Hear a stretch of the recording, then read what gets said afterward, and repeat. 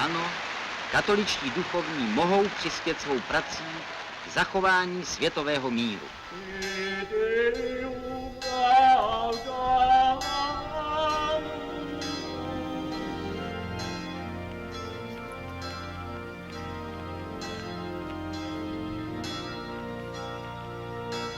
Když se rozneslo po vesnici, že teda se v Číhoště hýbal křížek, no tak jsem říkala, no to já jsem teda taky viděla a moc dobře si to pamatuju.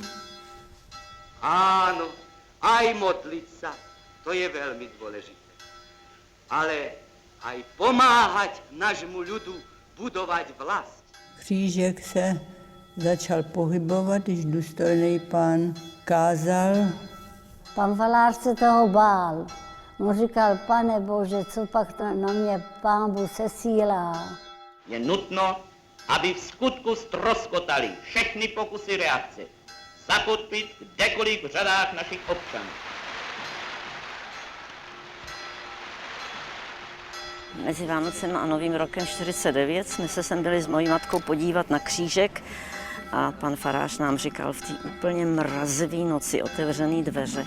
Říkal, paní Vyskočilová, vy už odjíždíte, já mám takové obavy. Tohle to mě zůstalo jako taková docela děsivá scéna.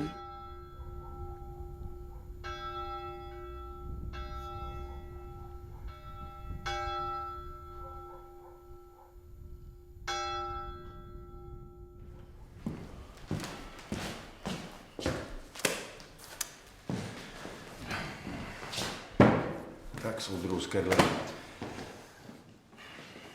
Víte, proč jste sem byl předvolán?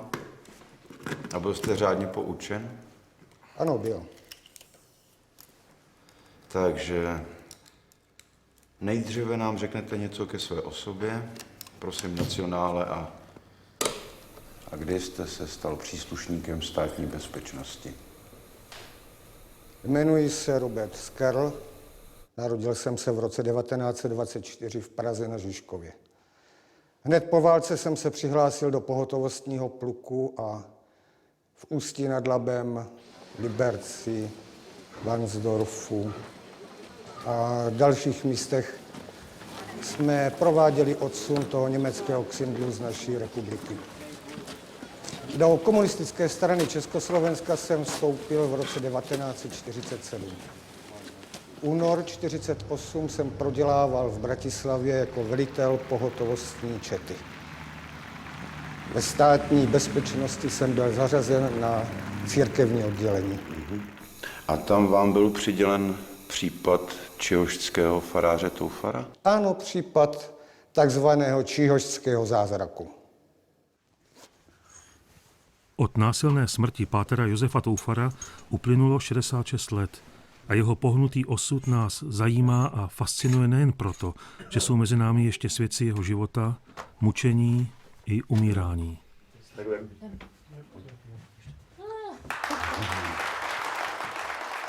Byl jste upozorněn, abyste jen pravdu vypovídal? Ano. Narozen v Arnolci? Ano.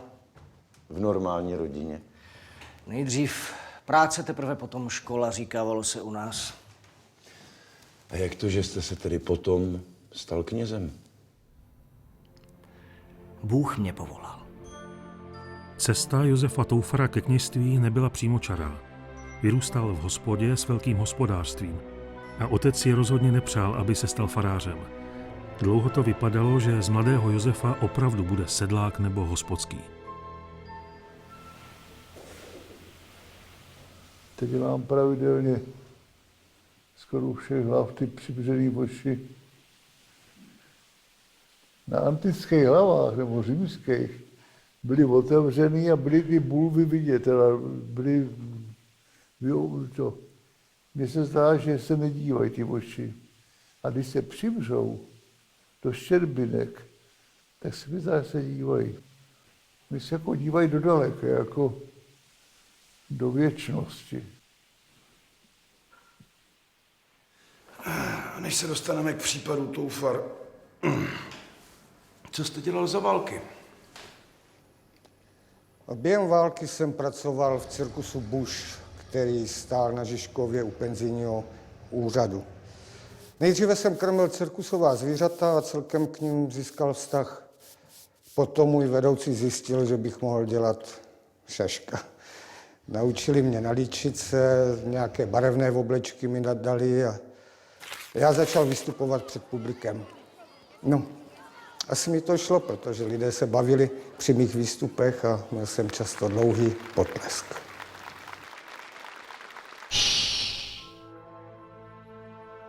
Jenom říkal, že měl taky bolavý život, že mu tatínek brzo odešel, že se musel starat o hospodářství a že tolik chtěl jít na kněze od mláda.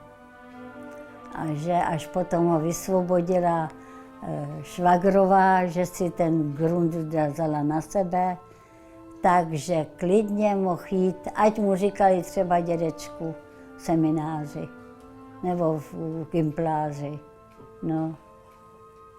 Když on byl proti těm hochům starej, no. Pepíku, jestli ty budeš kněze, tak já budu biskupem. To nedáš, dědo. Říkali jsme mu dědo, protože nám bylo 14 a jemu bylo, no, v prvních týdnech si ho rodiče často pletli s profesorem. Pane profesore, tak co ten náš Trouba? Jak mu to učení jde? Který? František Kovář, tercie. Tak, František Kovář. No, tak ten to dotáhne až na biskupa. Cože? Josef Toufar maturoval v červnu 1935. Bylo mu 33 let. Teprve pak nastoupil do semináře a v roce 1940 byl v Hradci Králové vysvěcen na kněze. Nemám dar spontánní víry. To nemám. Od rodičů třeba nebo z domova. Já vůbec celý můj vztah k víře je vlastně pochybovačný. Já pochybuju o všem.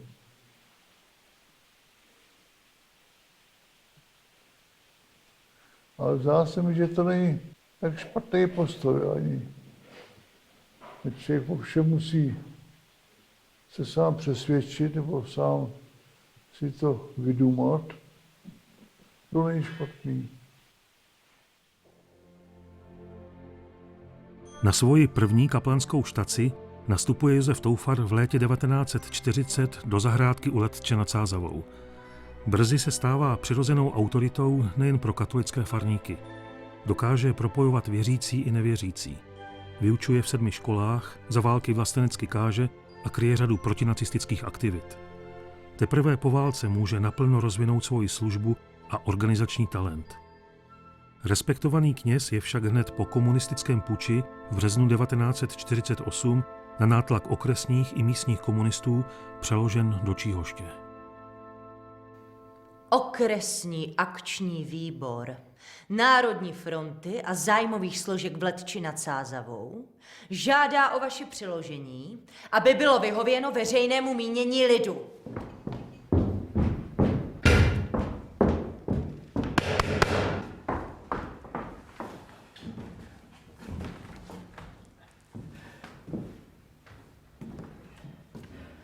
Žralo vás to přeložení? Co? Žralo? Tak žralo? Žralo! Nejdůstojnější pane, naše farnost zahrádecká prožívá velkou bolest. Akční výbor z Letče požádal o přeložení našeho pana faráře Toufara a za něho já snažně prosím. Jeho příchod do zahrádky byl božím požehnáním. Dříve kostel skoro prázdný, několik starších lidí a dnes ani nestačí. Mládež, všichni by za pana faráře dýchali. Přespolní děti mu běhají polovinu cesty naproti a vedou si ho jako tatínka, ač on jim ve škole nic nesleví. Výborně učí. S každým cítí, na všechno pamatuje, jen na sebe ne. Udělali jsme akci podpisů proti jeho přeložení. Mimo několika jinověrců jsme všichni svorně za naším panem farářem, kterého máme upřímně rádi a pro něhož všichni pláčí, jako by zemřel. Já jsem se osměl psát toto psaní sám, neboť pan farář zakázal, abychom vás, nejdůstojnější pane, obtěžovali. Ale píši za celou farnost, ze srdce všech a prosím, abyste nenechal pronásledovat pana faráře, vzorného kněze, jakých je velice málo. Jeho vlivem zde máme měšťanku a v Letči gymnázium a jsme mu vděční. Všichni za ním stojíme. Takového faráře jsme zde neměli a již více mít nebudeme. Josef Fialka, rolník, Dolní Paseky, pošta Zahrádka u Letče.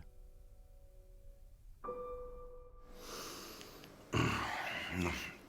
Řekněte mi něco k vašemu kariérnímu postupu a zaměření ve státní bezpečnosti koncem 40. let. Výborně. No pokračujte. Jak jsem již říkal, byl jsem přidělen do církevního referátu. Důležitá pro mě byla slova soudruha Gottwalda. Děkuji. Že Vatikán a naši biskupové se s námi nehodlají dohodnout, přebírají roli kontrarevoluce a proto i my musíme změnit taktiku. Izolovat církevní hierarchii a připravit půdu, abychom jim mohli zasadit poslední zdrcující ránu. Přišel a u kostela, že povídal, tak kde já bych našel tak varhaníka. No a tady děti běhaly a říkají, no jo, pan Trtík, my vás tam dovedem. A už přišel sám a s večerem už přišli s Mařenkou oba. Už přišli oba na návštěvu a denně chodil. A on říkal, dělej, Mano, dělej, ať stihneme u Trtíků večeřu. On tu měl svoji neteř jako hospodyni a byli jsme stejně starí a chodili jsme tam drát peří. Všem vyhověl. Strašně hodný člověk to byl.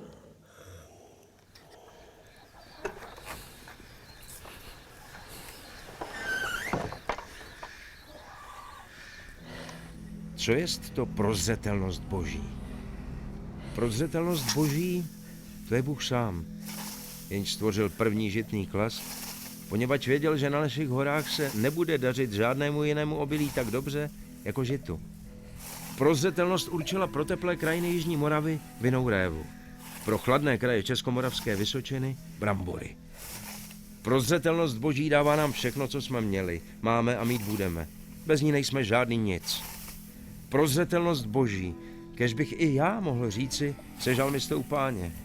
Já doufám v tebe, Hospodine, Bože můj, neboť ve tvých rukou jsou osudy moje a i když půjdu přes údolí stínu smrti, nebudu se bát ničeho zlého.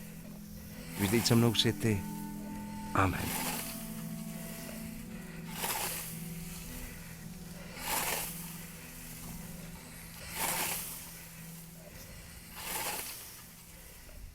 Když ty žně byly, on jezdil na kole jenom na náboženství do školy a tak, když viděl, že dělají žně, seskočil, hodil kolo do škarpy a šel vázat obilí nebo sbírat brambory.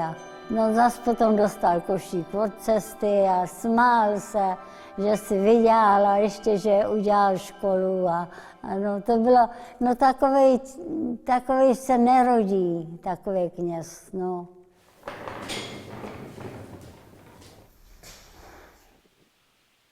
Možná se mi tam do toho vkrát takový jako maliký úsměv do těch zavřených úst.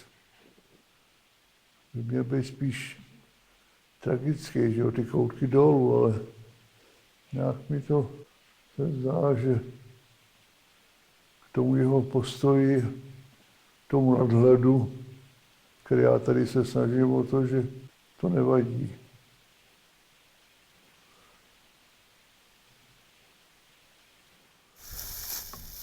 Toufar nás přivez s dědečkem dohromady.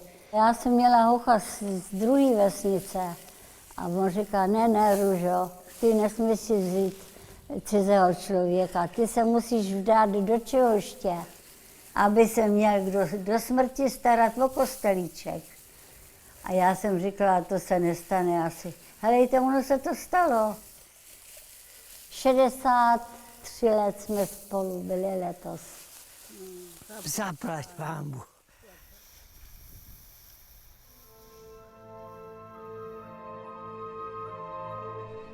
Ani tomu sám nechci věřit, že již budu 10 roků knězem. Nikdy jsem toho nelitoval a cítím se den ode dne šťastnějším. Lituji jen, že mě není aspoň 30 roků, abych mohl vykonat ještě více. Podařilo se nám se všemi obyvateli Číhoště a okolních vsí upravit zanedbané prostranství kolem kostelíku. Lidé pracovali dobrovolně, včetně těch, kteří do kostela vůbec nechodí. Sami vybrali peníze, postavili zídky, schodiště a bránu. Neteř Marie, která je se mnou od léta na faře, mi nesmírně pomáhá. Vaří, suší, stará se o děti z farnosti. Bez ní bych to jistě nezvládl. Srdečně tě pozdravuje tvůj Josef Toufar. A teď nám, soudruhu Skedle, řekněte, kdy jste poprvé přišel do kontaktu s farářem Josefem Toufarem a s tím čihožským případem?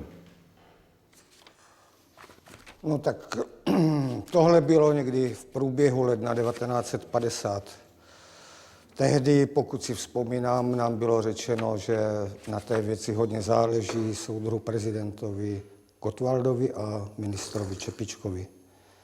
Viděli v Toufarovi a v tom, co se kolem něho děje, konečně příležitost, jak kléru zakroutit krkem. Čihošť zatím žije dál ve svém klidu. Dnes je neděle a věřící jdou do kostela. Poklonit se Kristu Pánu, myšlence lásky a míru.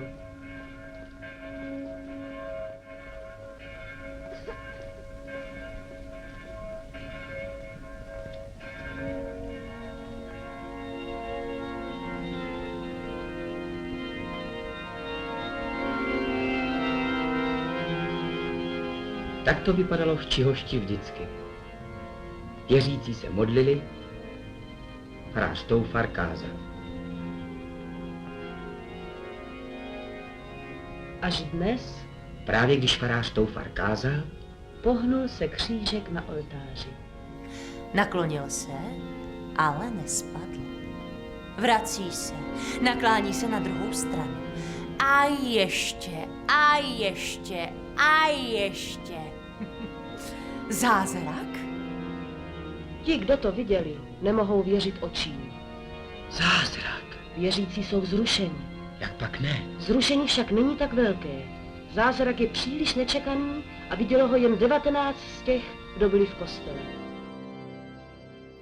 Papežská nunciatura přikazuje, Čihošť se stane poutním místem. Směšné.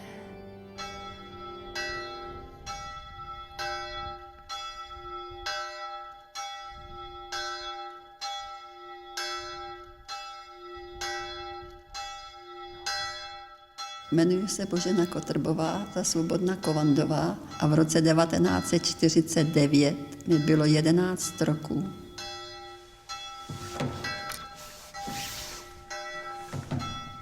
Jmenuji se Libuše Zmrhalová, teď Fialová a bylo mi 19 let.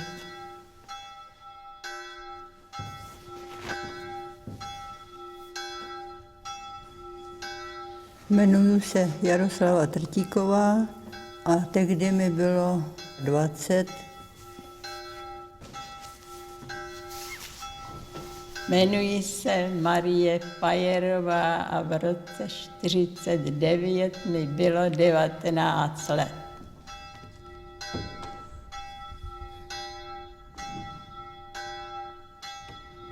Já se jmenuji Marie Vavřičková a bylo mi 17 roků.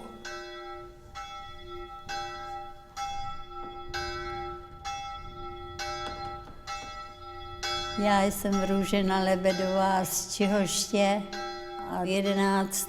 prosince 1949 mě bylo 22 let.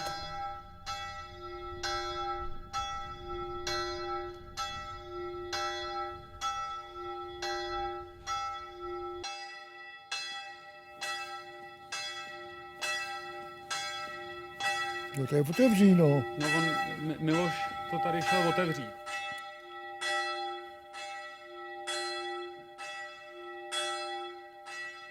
Mohl se trochu otočit tam, abych viděl. Já nemůžu točit hlavu, já No, nemůžu, jo. to je blbý. posvěcené místo. Tak mě o to ještě.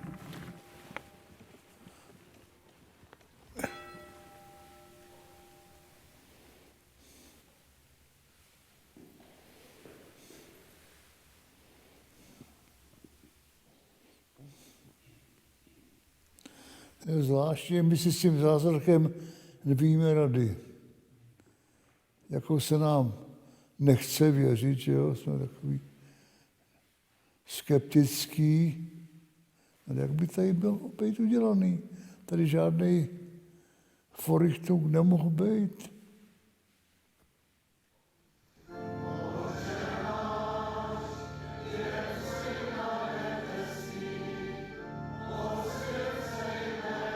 V neděli 11. prosince 1949, o 3. neděli adventní, se v kostele stalo něco zvláštního. Když jsem měl kázání, ku konci jsem pravil: uprostřed vás stojí, kterého vy neznáte.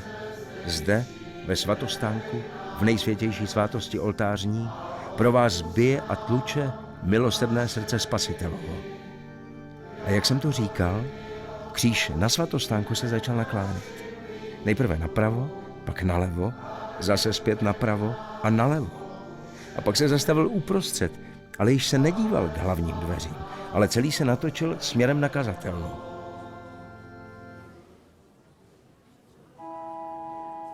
Vidělo to 19 lidí, vesměs dospělých, z nichž řada mužů, všichni úplně zdraví a normální. Kteří to viděli, pod přísahou to napsali do protokolu. A ti, kteří byli vyšetřováni od SNB, to četníkům potvrdili, že to nebyla ani sugestce, ani zrakový klam. Je vyloučen i magnetismus nebo elektřina, neboť svatostánek i kříž jsou úplně ze dřeva a ani světlo na oltáři nebylo.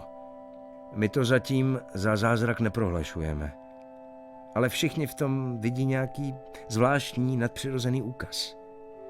Zatím můžeme konstatovat čistě jen věc, že Bůh ukázal, že je skutečně, že je mezi námi, že kněz musí si být vědom svého posvátného úřadu.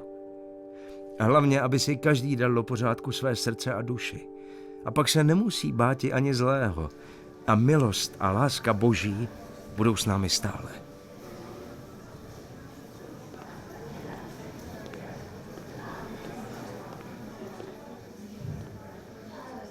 Když jsme byli tady na mši svatý, tak když jsem viděla, že se hejbá křížek, tak jsem strčila do kamarádky a říkala jsem: Věro, dívej se, hejbá se křížek. Jen vím, že ten křížek se začal pohybovat, když důstojný pán kázal. A říkal: tady je váš spasitel. Asi jsem byla zvědavá, tak jsem se rozhlížela po kostele. No a já jsem se podívala v tu chvilku. A tam se ten křížek začal pohybovat. Tak jsem si myslela, že jsem měla snad nějaký mžitky před očima. Uhnul na tu levou stranu a na druhou. Tak jsem si myslela, že je to znamení pro mě, že to žádný jiný neviděl. Než jsem se stačila pořádně podívat, tak křížek už se nehejbal. Strýčku, co jste to chodil v noci? Já ti, holka, ani nevím. Taková hrůza a strach se do mě pustili. Čeho byste se, strýčku, bál? Vždyť jste nic neudělal. Přiznej se. Přiznej se hned, nebo to z tebe, kurva, vymlátíme. Já jsem žádný zázrak neviděl.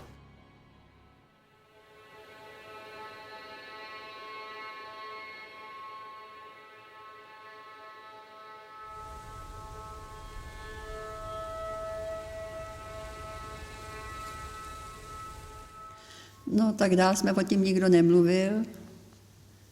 Doma mě to ani nenapadlo, že bych měla něco říkat, až když jsme u mrkvičku drali peří s maminkou a někdo tam říkal, že se hýbal v Číhošti křížek.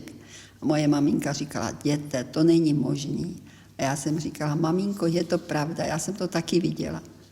A ona mi říká: buď sticha, ty se díváš všude možně, ty jsi to asi neviděla. Já jsem říkala: opravdu jsem to viděla.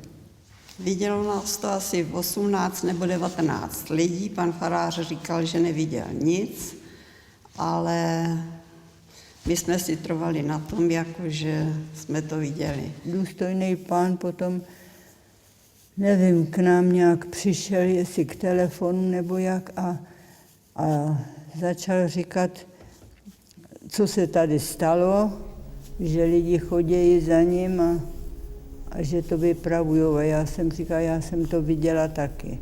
A já jsem si myslela, že to nikdo tak neviděl, protože jsem byla hodně nemocná, tak jsem si myslela, že nějak to bylo znamení, nějaký ošklivý pro mě. No my jsme byli nadšení, že máme svatý kostelíček. To jsme hned řekli.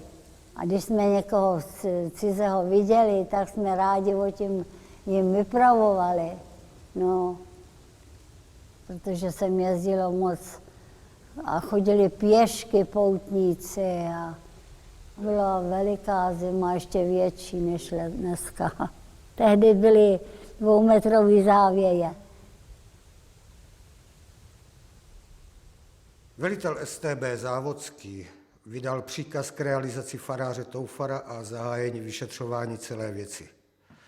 Následně přišla zpráva, že se soudruhům z Jihlavy zatčení Toufara nepodařilo provést, neboť Toufar byl střežen věřícími z Číhoště.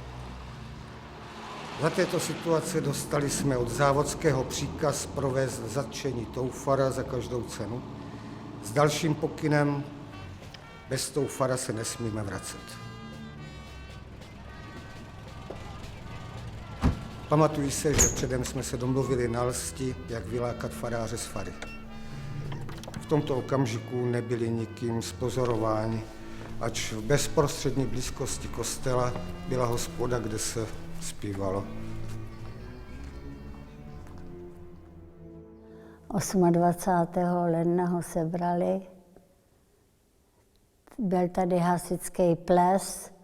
Už jsme byli všichni nachystaný, on dopoledne ještě strojil s hasičem a sál a že taky na chvíli půjde, ale jenom říkal, jenom na 2 hodiny, jenom do 10, poněvadž je neděle, já se musím naučit kázání. Já s naším řidičem a soudruhem Košařem jsme k Číhošti přijeli z druhé strany. A podle předem domluvených instrukcí jsme zastavili před vsi. Akce Toufarova zatčení jsem se tedy přímo neúčastnil. Přišel domů a Mařenka mu dávala večeři a přišli 2 páni a řekli, že by chtěli rádi vidět kostel, jak to tady vypadá, že jsou z agentury nějaký, z agentury.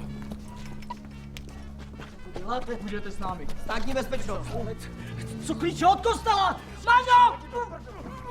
Toufar byl vsazen do auta, soudruzi šlápli na plyn a rychle ujeli. Soudruzi, počkejte! V nastalém zmatku tam zapomněli soudruha Lojzu Pokornýho, ale naštěstí ho nabrala další hlídka. Mařenka přiběhla k nám, nejdřív nám to říct, že strejček zmizel, tak kluci honem motorku vzali a jeli hlídat, jenomže viděli od Čihoště už, kolik tatraplánů jelo před nima, jak kdyby to byl vražebník nějaký. Ve tmě nad vsí nám pak soudruzi Toufara předali. Se zavázanýma očima jsme ho posadili na zadní sedadlo našeho vozu. Pamatuji se, že Toufar byl mohutný chlap, připadal mi spíš jako sedlák. Byl mlčenlivý a zdál se mi zcela zdravý. Myslím, že se chtěl modlit. Eskortovali jsme jej do věznice Valdice u Jičína.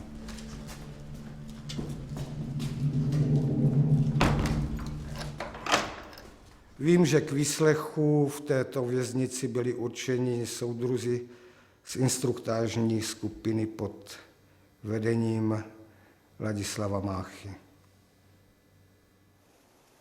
Sešli jsme se chasa u nás a modlili jsme se za Toufara, růženec, kluci, holky. Žádný se za to nestyděl.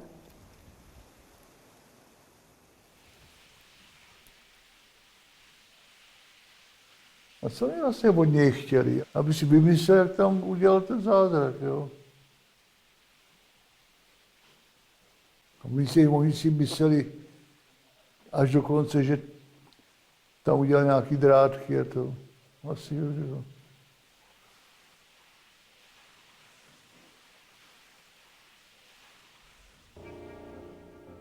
Přesně mi popiš, co se dělo 11.12.1949 při bohoslužbě. Pravdu. Kázal jsem na téma Uprostřed vás stojí, kterého neznáte. A kdy se stal ten tvůj vykonstruovaný zázrak? Já sám jsem žádný zázrak neviděl. A kdy se stal? Po kázání, ale nejdřív se četlo. A co se četlo? Hospodin je můj Pastýř. Hospodin je můj pastýř. Nebudu mít nedostatek. Dopřává mi odpočívat na travnatých nivách. Vodí mě na klidná místa u vod. Naživu mě udržuje. Stezkou spravedlnosti mě vede pro své jméno. Když půjdu do klíčové smrti, nebudu se bát zlého, neboť se mnou si ty. Když půjdu do klíčové smrti, nebudu se bát zlého, neboť se mnou si ty. Slyšeli jsme slovo Boží. Bohu díky.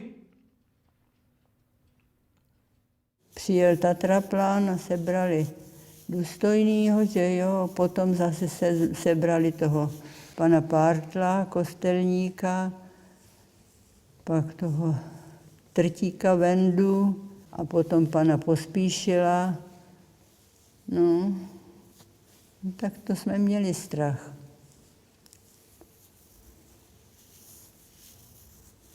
Pak jsme říkali, že budou zavírat třeba nás. Pak dojeli ještě do Hradce pro bráchu, tak ten byl taky zavřený skoro celý rok. Vrátil se nám až po roce a vůbec jsme nevěděli, kde byl. Mysleli jsme si, že si vůbec je naživu nebo není. Byl jste přítomen vyšetřování Toufara ve Valdicích? Během doby, kdy Toufar a ostatní duchovní byli vyšetřováni ve zvláštním oddělení ve Valdicích, jsem tam byl asi tak 4krát. Vyšetřování prováděl Mácha se svojí skupinou. Toufara jsem tam viděl.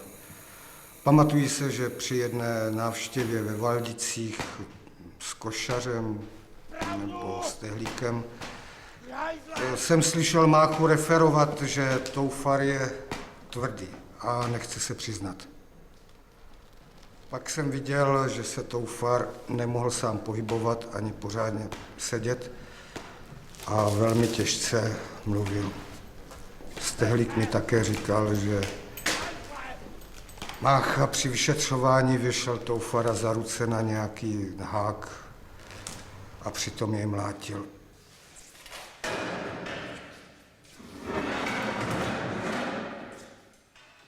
Dost na to myslím.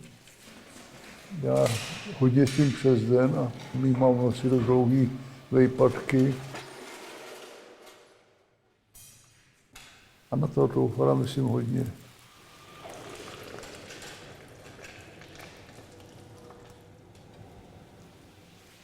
Co bych vydržel já? Myslím, že moc ne.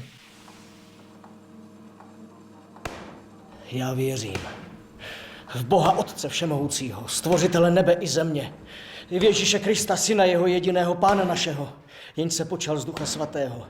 Narodil se z Marie Panny, ukřižován, zemřel i pohřben jest. Sestoupil do pekel. 3. dne vstal z mrtvých, vstoupil na nebesa. Sedí po pravici Boha Otce Všemohoucího a odtud přijde soudit živé i mrtvé. Věřím v Ducha Svatého, svatou církev obecnou, společenství svatých, odpuštění hříchů, vzkříšení těla a život věčný. Amen. Přiznej se! Hajzle! Pravdu! Stloukl ho obuškem po celém těle a také na chodidlech a dupal mu po hrudníku a žaludku.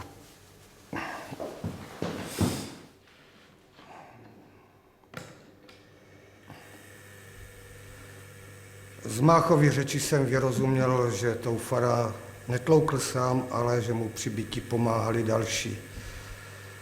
Toliko vím bezpečně, že uváděl řeznička a Němce.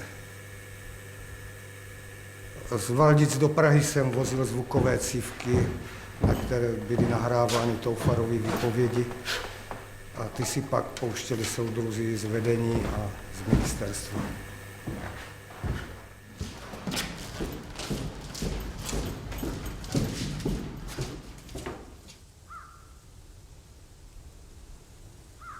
Hele, couvni se mnou trochu, buďte hodnej. Maruška, trošku to pozvedni o stupínek. To je moc.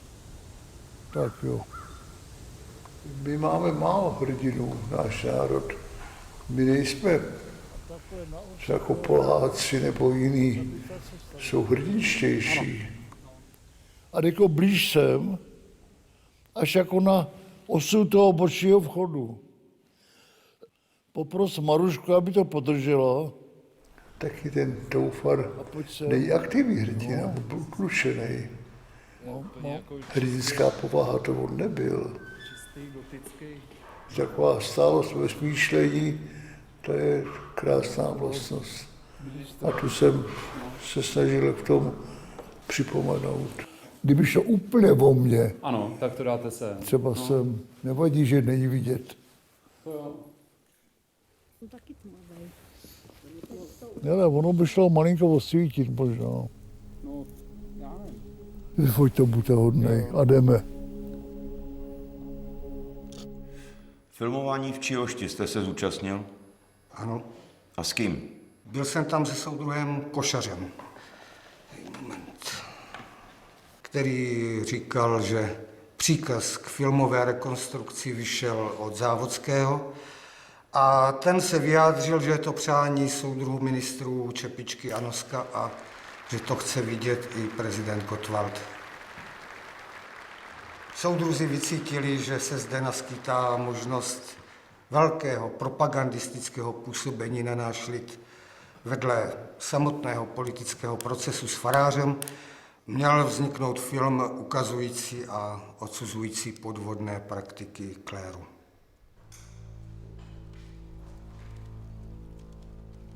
Pamatují se, že tam v kostele byla spousta lidí, a to jednak operativců z Prahy a z Jihlavy. A pamatuju se dobře, že tehdy byla velká zima, zahříval jsem se kouřením. Pak náš kameraman Černý, se tuž jmenoval, dostal rozkaz připravit se na filmování, rozložil kameru a pomáhali jsme mu s nasvícením.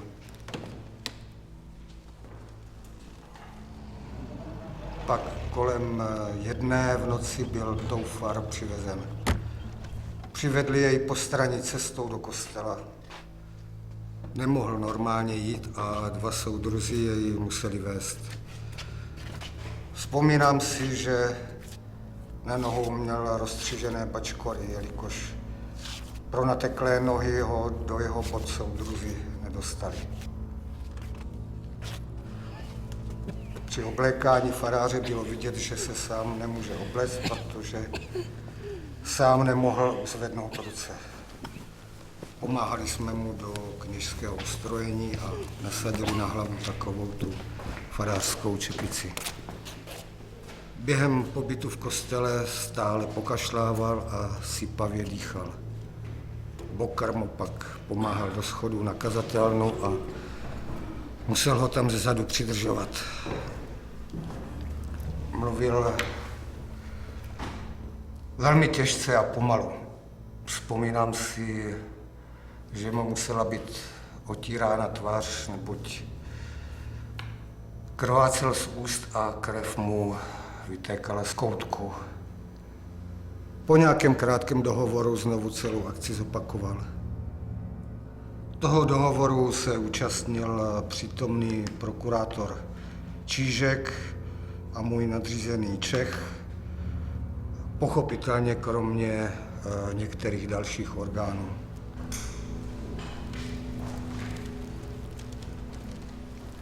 Košař mi pak říkal, že Toufar měl nějaké vnitřní bolesti, protože se několikrát sehnul a chytil se za břicho.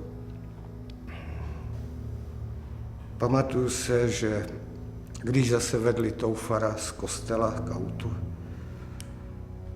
poklepal mu Mácha na rameno a řekl pár slov, asi tak v tom smyslu: to nic, za pár dní budete chlapík. Pak byl Toufar zase odvezen zpět do Valdic.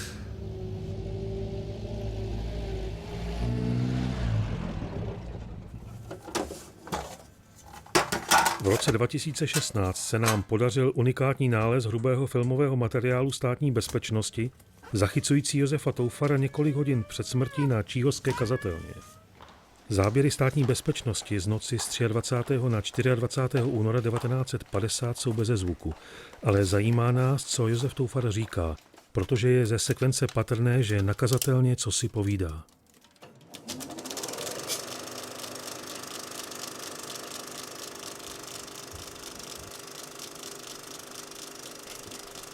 Jak začíná ten záběr, tak říká: sešli jsme se tady. Ale tam je slovo začnu, zatáhnu. Mám pocit, že by mu někdo něco řekl, že on se tak jako no co, a pak teprve zareaguje na to, co mu někdo řekl asi a začne mluvit dál. Ale to s tou rukou je strašně nepřirozený. A je hodně nervózní, to je vidět z pohledu vůbec mimiky a pohledu očí, že je nervózní. On opakuje slova, jako právě, kdyby koktal, pořád to opakuje a právě, jak kdyby se neuměl rozmluvit. Z toho obsahu se to dá pochopit, že vysvětluje, co dělá, že mluví o tom drátku a vysvětluje, co dělá.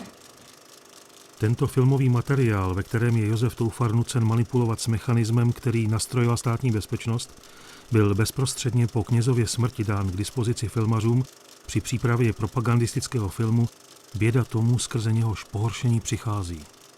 Když Josefa Toufara na tomto záběru viděli pamětníci, pro jeho zubožený stav ho nepoznali.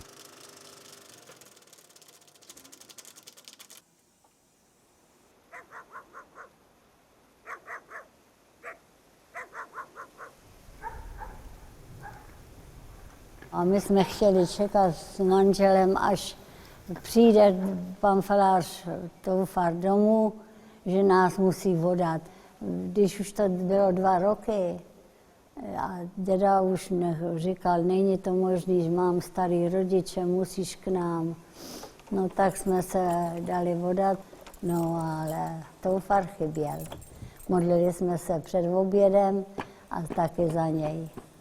Kde je. No a on vlastně byl už dávno mrtvej, jenomže to jsem dali vědět až za 4 roky. No.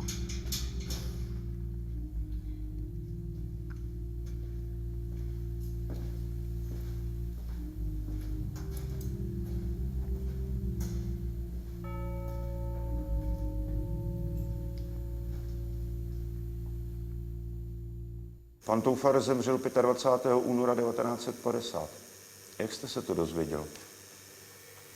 Zavolal mi vedoucí mého oddělení Stehlík, že poletím letadlem do Jičína ihned, že s Toufarem je to nějaké špatné, že snad umírá. Nakonec se promluvu neletělo a tak jsme jeli s Láďou Hofmanem, sanitkou. Po příjezdu do Valdic jsme vzali nosička a šli pro Toufara, myslím, že až do cely. Pamatuji se, že Toufar vypadal strašně, snad ještě hůř než při filmování. Nepodobal se ani člověku. Byl celý schátralý.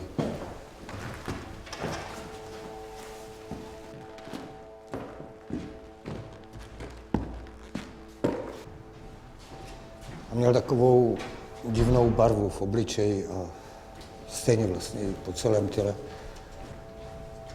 Přesně řečeno byl žlutomodrý.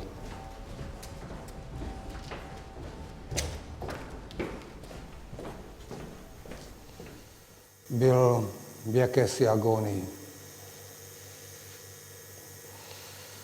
Během převozu Toufar několikrát oblinknul a já jsem ty zvratky potom utíral. Pamatuju se, že jsem potom někomu říkal, co to ten chlap blil za sajrajt. Byl jste přítomen po celou dobu pobytu Toufara v nemocnici?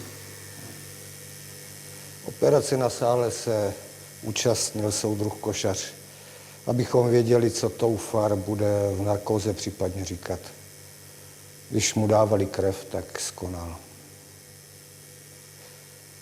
Po setmění přijelo nákladní auto z KVSTB Praha. Tělo jsme naložili na korbu a Toufara jsme převezli do patologického ústavu na Albertově. V hlídání mrtvoly jsme se střídali s Ročem, aby někdo někam mrtvolu neodnesl.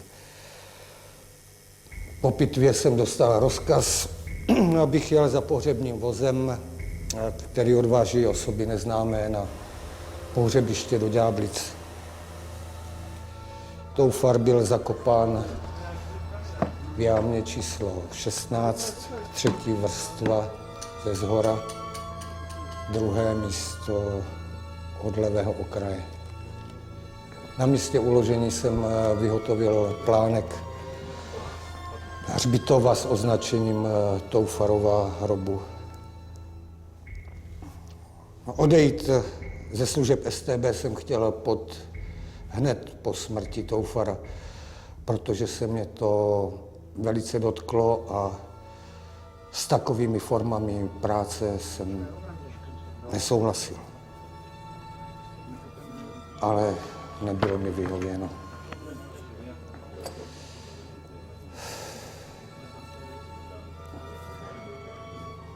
Tehdy jsem ještě zařizoval jednomu dávnému známému od cirkusu, který se potřeboval zbavit chcíplýho slona a nechtěl utrácet za kafilérku, že v Ďáblicích je vykopaná jáma a tam se to může tajně převést. Teprve v roce 1953 jsem byl propuštěn ze státní bezpečnosti.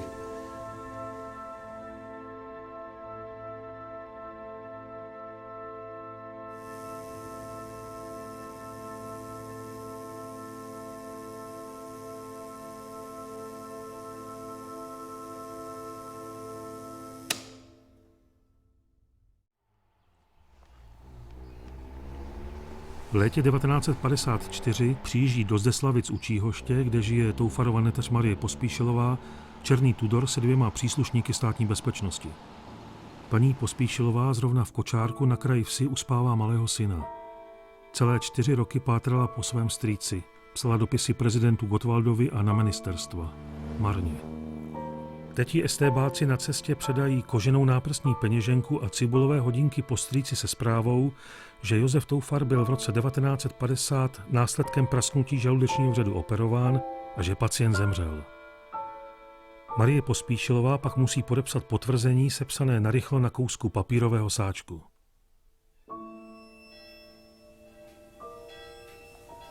Čas je drahocenným statkem. Každé ráno je dar, který se nikdy nevrátí.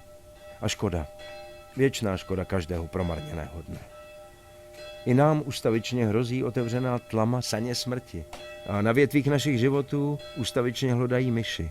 Bílá a černá, den a noc.